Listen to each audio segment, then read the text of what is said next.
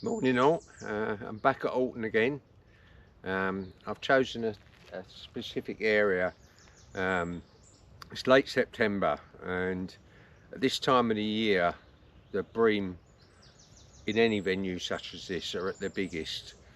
The weed's starting to die away, there's increasingly less natural food, and what the bream do, as do the carp and the tench, they start packing weight on, ready to get them through the winter months, because come November there's next to no natural food in the water. The weed's probably gone completely by then, and the fish need to get through that 4 or 5 months of the not being limited amounts of natural food available, and they pack their weight on. They're at their heaviest. Where I am, I've got a lot of water in front of me, as you can see. I'm at the head of Tatting Stone Bay. On the right hand side, I'm fishing in about 19 foot of water. I'm here for 48 hours. I'm targeting the very big bream, and I've had a couple of very good fish in the last couple of visits over here, last session in particular. Um, the fish are about. There's where I was last time, I was at Birchwood. There's more fish there, but you do get the smaller fish in amongst the big fish, and when the big shoals of smaller fish, and I'm talking 6, 7, 8 pound fish, turn up, that's pretty much all you're catching. You might nick the odd decent fish. Here there's considerably less smaller fish. You haven't got those shoals of 150, 200, 5, 6, 7, 8 pound bream.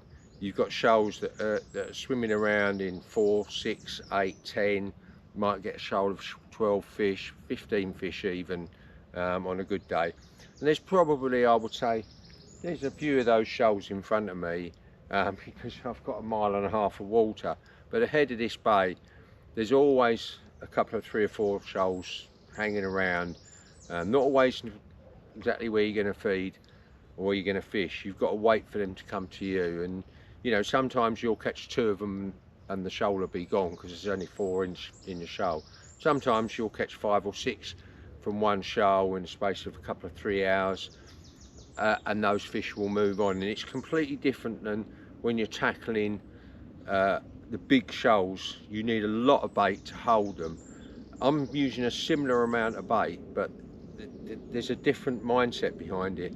I want once that smaller shoal of bigger fish turn up, and they can go through some feed,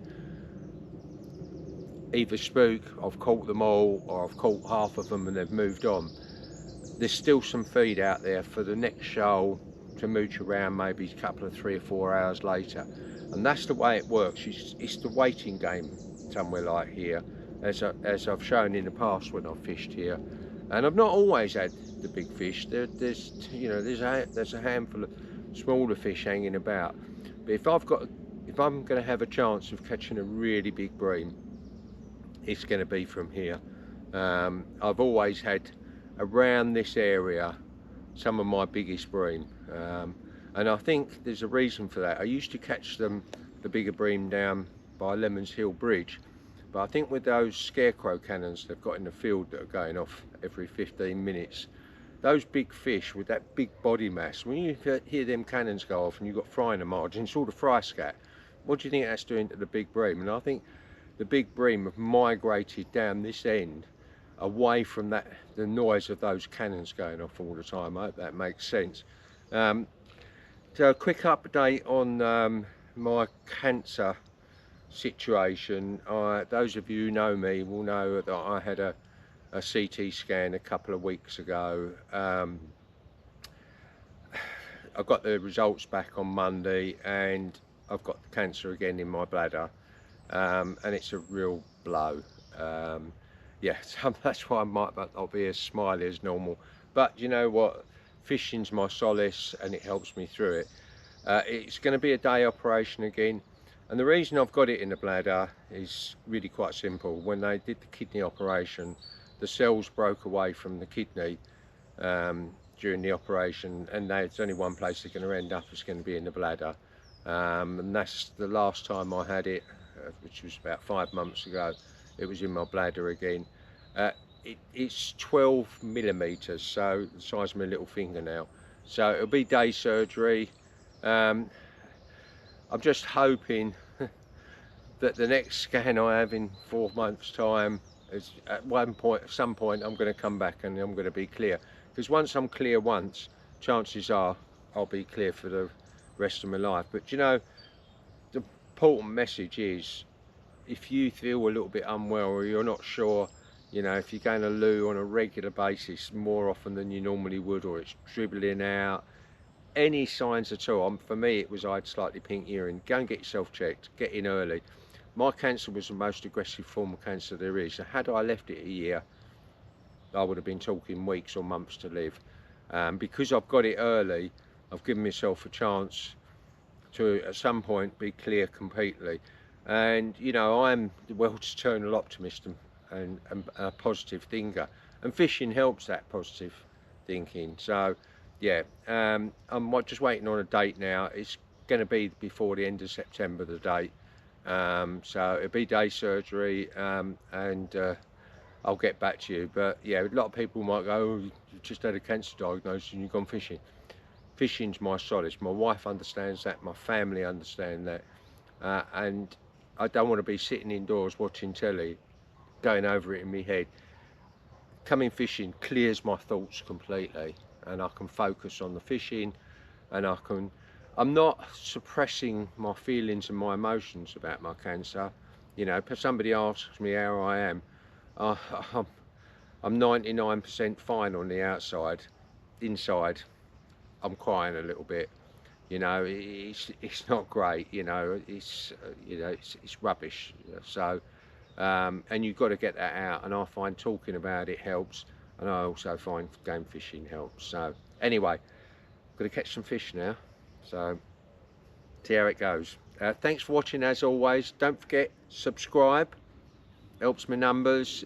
It's free to subscribe. People keep saying to me, oh, when you subscribe, that means you have to pay. No, you don't have to pay.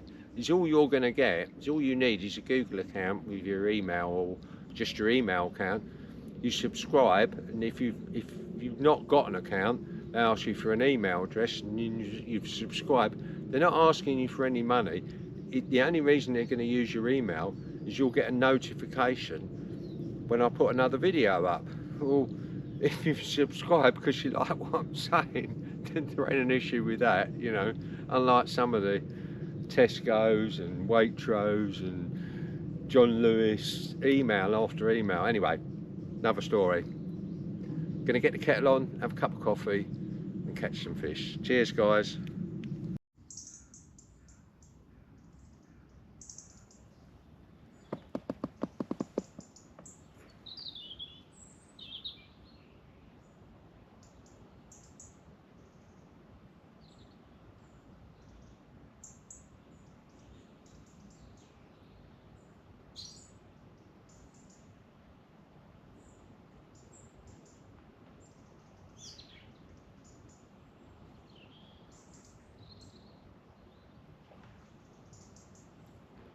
There you go. I'm sure you saw that.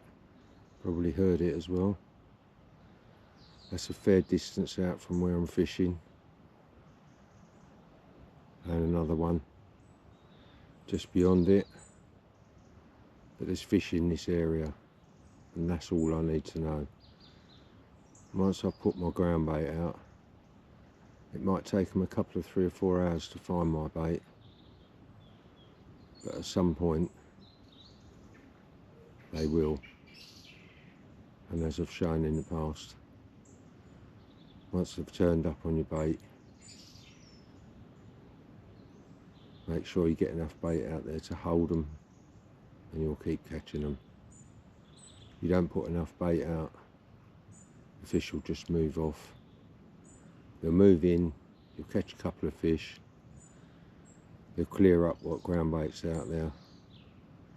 And even here, where the shoals are only small, they tend to be in shoals of 5, 6, 7, 8 fish, but they're big fish, and that's why I'm here. They'll clear that ground bait out as quick as you like.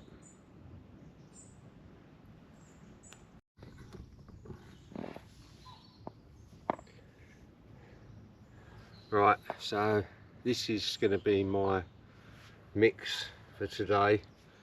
As I said just now, there's less fish here in front of Tattingstone Bay, but the bigger fish. And during the months of late September, October, the bream are at their biggest, and the shoals here tend to be between 4 and 8 fish, and they're on the big side. And if I'm going to get a proper big double, which is what my target is this week, it's going to be over the next month or so that I'm going to get one. Yeah, for sure the females pack a lot of weight on just before spawning, but I tend not to fish for them in that couple of weeks when they're leading up to spawning. I just don't think it's fair to them, you know. So yeah, so anyway, this is my mix. Crushed up quite loosely some krill, sticky krill boilies. You can see those. I've put about 4 lots of that in. Yeah, they're all going to go in primarily as feed. Whole tin of Morrison sweet corn, natural, like this stuff. Going to put the whole lot of that in. I'm not putting any on the hook. So that's all gone in. Then next, I'll just tip it down so you can see a bit better. This Vitamin, well, what we used to call Vitamin, it's called Vita Carp now, bulk feed. I get this from Dean's Tackle, £3.50 for 2 kilos. I'm going to put a good amount of that in. There's all sorts in it. There's flaked maize, crushed up wheat, barley, everything that's going to hold the fish, and it's a nice sight attraction on the bottom. Yeah, I don't want a big, as I've said before, big pale light coloured area on the bottom, because the bream don't like to sit over that because it makes them a target for the pike they feel in their psyche. But this is a good sight attraction, so I'm just going to put about half a kilo, 3/4 of a kilo of that in. Then I've gone with something slightly different this week. I used to use this Nazim Meads years ago when I used to fish there for the bream, and it was very successful. Sonu baits, hemp and halibut. Again, I got it from Dean's Tackle. I'm going to put a good amount of that in because I want, as I said, a dark area on the bottom with just patches of light feed. I'm then going to go with some krill ground bait, again from Dean's. Good amount of that. It's about half a kilo of that's gone in. Then I'm going to put in some micro pellet that I love, again from Dean's, tiny little things. Yeah, I'm going to put probably about 1/4 kilo of those in. I've got some sticky krill micro pellet as well. Again, similar sort of size. Good amount of those are going to go in. Yep. And I've got some Sonu bait krill pellets, a little bit bigger there, 4mm, just for help to hold the fish, and not a lot of those, just a few of those. Yeah, that's it. I'm going to get that mixed up and get it out, and no black crumb this week. Unfortunately, Dean's didn't have any. They sold out because basically people keep going in watching my videos, can I have some black crumb?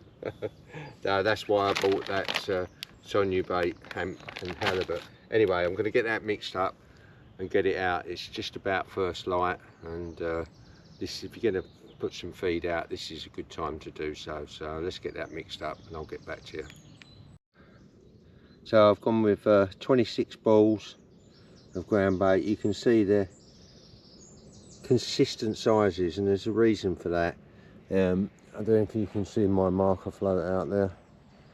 I'm fishing at 16 rod lengths, in about 19 foot of water, and with having the balls the same size, catapulting out, they're different sizes, they're going different distances, and you just have to be methodical when you're making them up.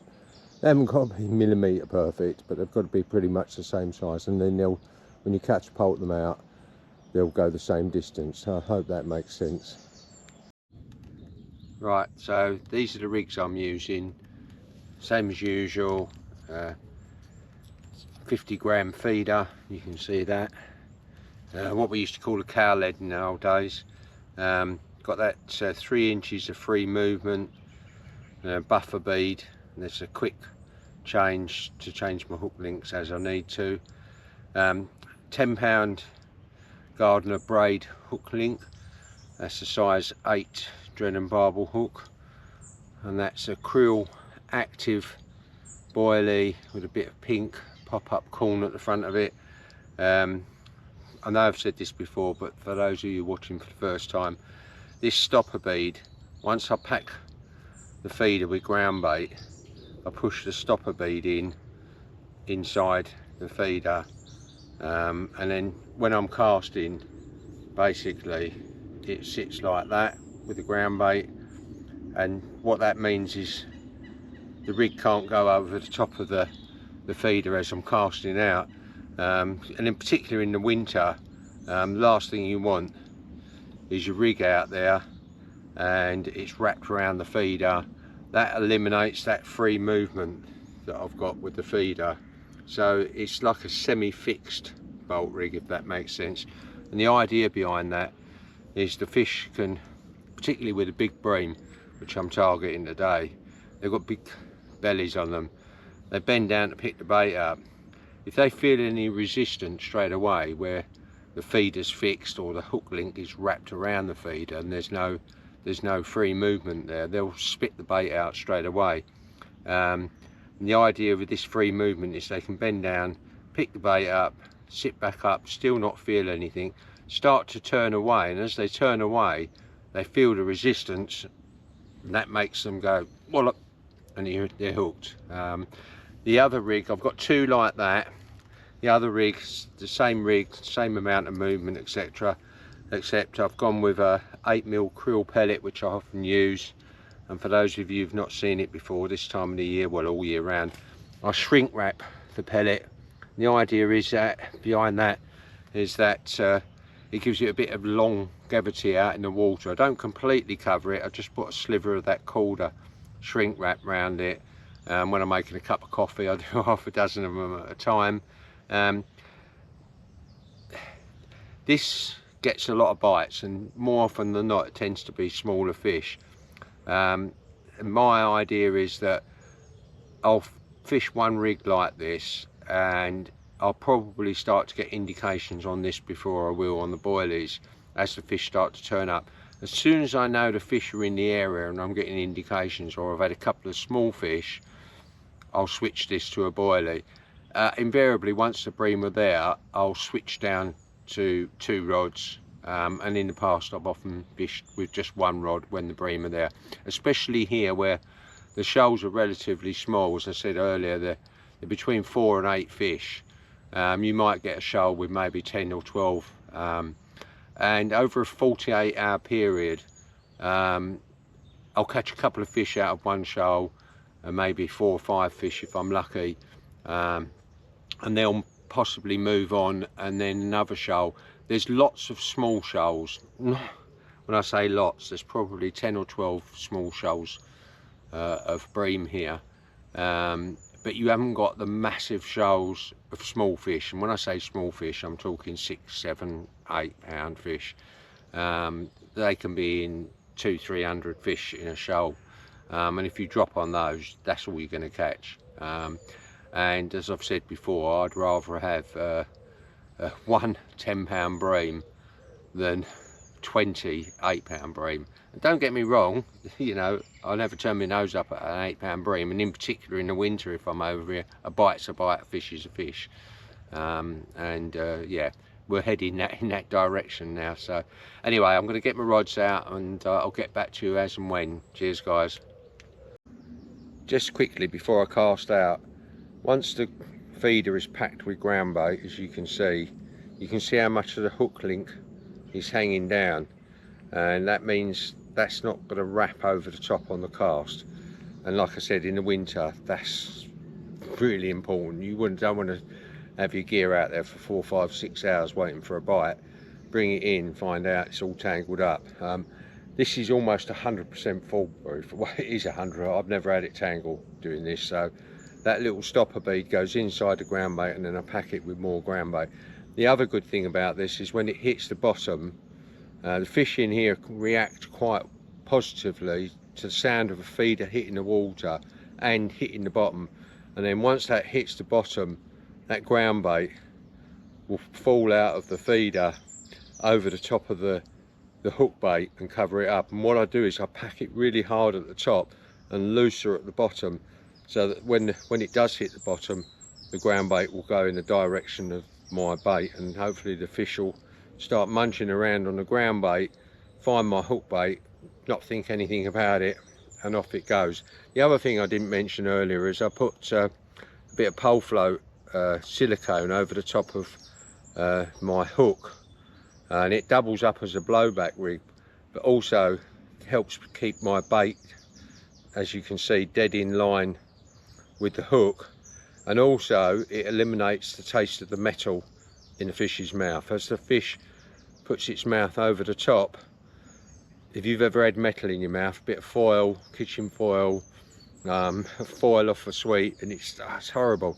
Times that by 1,000 plus for the fish, and this eliminates them tasting that metal and spitting it straight out. And I think that's the difference between a single beep, which we often get, and people go, oh, it's a liner. Trust me, it's not. If you've had 10 single beeps in the space of an hour, they're not liners. They're the fish picking your bait up and spitting it out. You need to tweak your rigs to get it right so that they pick it up and don't spit it out. And yeah, hope that makes sense. Right, get the rods out now, finally. First fish. Doesn't particularly feel very big. It's on the pellet. I've had a couple of indications recently. It's not bad, just pull it back a bit.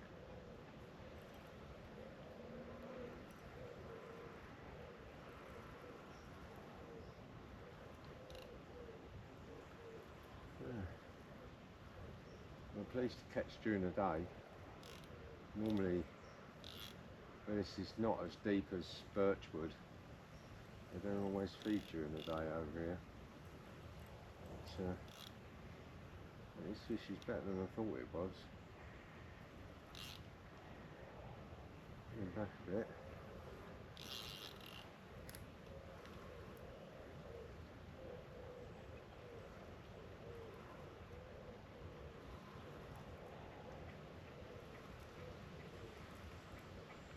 We get it over there, that weed. There's plenty of that Canadian pondweed out there still.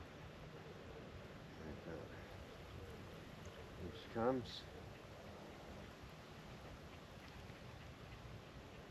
Blimey, that's bigger than I thought it was.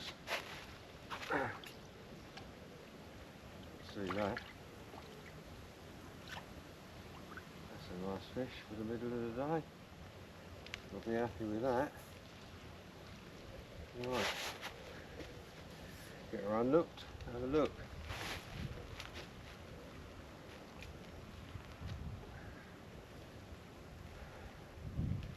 Past 12, middle of the day. That's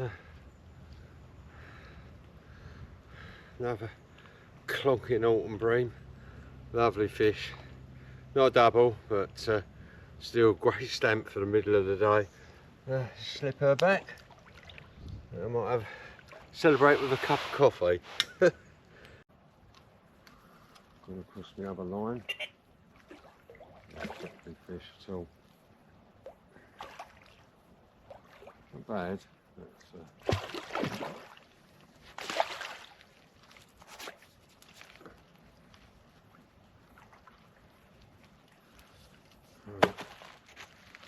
but that last one. So I unhooked it. It's about to take a photograph and it slipped back out of the net into the water. It wasn't particularly big.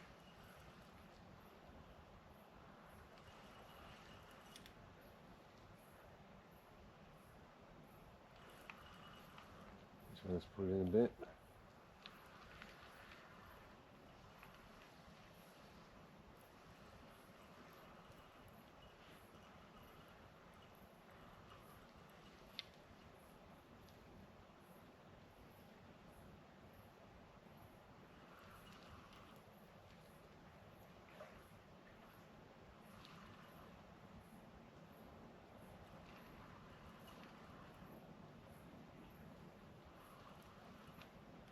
Let's have a look.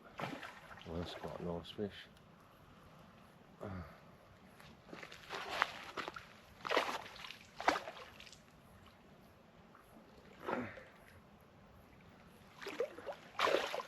Right, let's see if I can actually get a photograph of this one.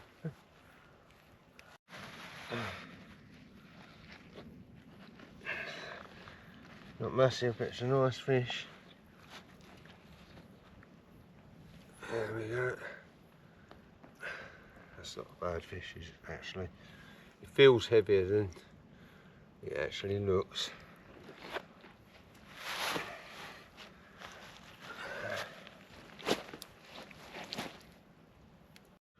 Fish number 7. Very similar size. Not the big doubles I was hoping for. Still good fish though, as you can see. Let's get her back. Right. We'll have to have a cup of coffee.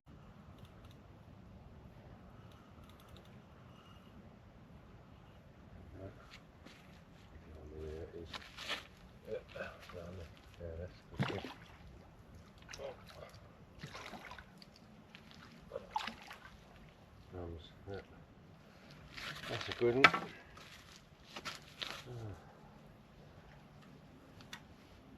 Get it unlocked and have a look at it. That's quite a nice fish. Very long.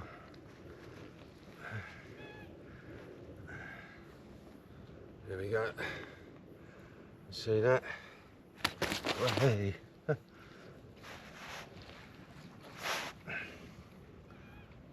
Number 8, midnight. There we go. Nice looking fish. Solid again, thick. Let's get her back. There she goes. Definitely having a cup of coffee this time. Out. Smallest fish so far. But I still haven't drunk the coffee from the last couple. They're coming thick and fast now. It's only 1 o'clock. I think I've had 4 in the last hour. Very often, 2 at once. A double. Literally, while I was bringing one in, the second rod went. And I've only got 2 rods out there. Because of how many I've had. This is fish number 13 and 14. That's the first one. Lovely fish. The second one's proper decent fish. This is a lovely fish, this one. Oh, look at that. That's a proper lump, that is. There we go. I'm losing count, I'm getting so many of them. Lovely, absolutely beautiful.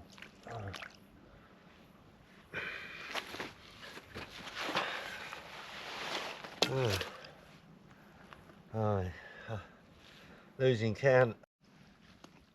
Fish number 15. They keep coming. Very similar size. Again, absolutely quality fish. I wasn't expecting to get this many fish over here. Right.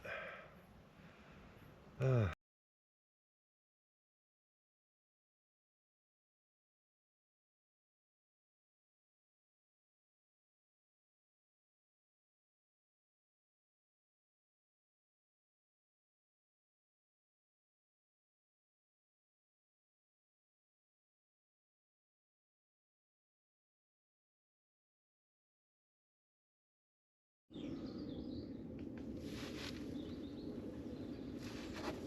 Morning all. Oh, that was a busy night. I had 2 fish yesterday afternoon, which was kind of par for the course here. I wasn't expecting to catch a lot of fish. That was until 10 o'clock. 10:05 I had my 3rd fish, and by 5 AM I was up to 15 fish. So basically that was 13 fish in 7 hours, literally non-stop, including 2 at once, bringing 1 in, and the second rod went. Fortunately landed them both. A lot of activity this morning. This bream just kissing the surface here and there, far more than yesterday. But wherever you look, and I'm not sure whether you'll pick this up on a video, you can see the bream blowing up, and literally they're everywhere. Patches of bubbles. They're not carp, and definitely not tench, not in the deep water out there. Yeah, lots of fish about. A lot of movement yesterday. Oh, I don't know if you heard that. I'm sure you did. Another indication. Yeah, I think it's didn't get much sleep. Drank a lot of coffee. Let a lot of coffee go cold as well. Landing fish and whatnot.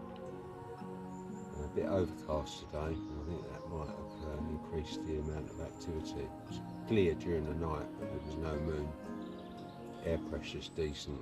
It was 1,014 dropping to, and it's 1,010 at the moment. That'll make the fish feed a bit more, but wherever you look, there's, especially further out, it's like to my right, patches of bubbles and, like I say, the odd bream just kissing the surface. They're not rolling like they normally would, but they're not. There was one there off to the right in the distance. Just before I put the video on, a couple rove right over my bait. Yeah, there's a lot of fish about. I think you just have to lock up, get your bait out, and like I said in the previous video on here, we keep recasting, keep the bait going in, even if you're not getting bites during the day, or only the odd indication and the odd bite, keep recasting. As a rule of thumb, as a minimum, recast all your rods, or your rod, or I was down to 2 during the night. I'm back on 3 now, where it's slow, very, very slightly. Yeah, just recast. It quite often triggers a bite or an indication, and I've said it before many times. The sound of the swim feeder hitting the water is like the sound of a dinner bell to the fish. And that's all species, the carp, the bream and the tench. Although the tench can be, God, that was a big fish out there in the distance. That was a big fish. Still see the ripples from it. Not a carp, bream. Saw its back. Oh, there we go. It's still about.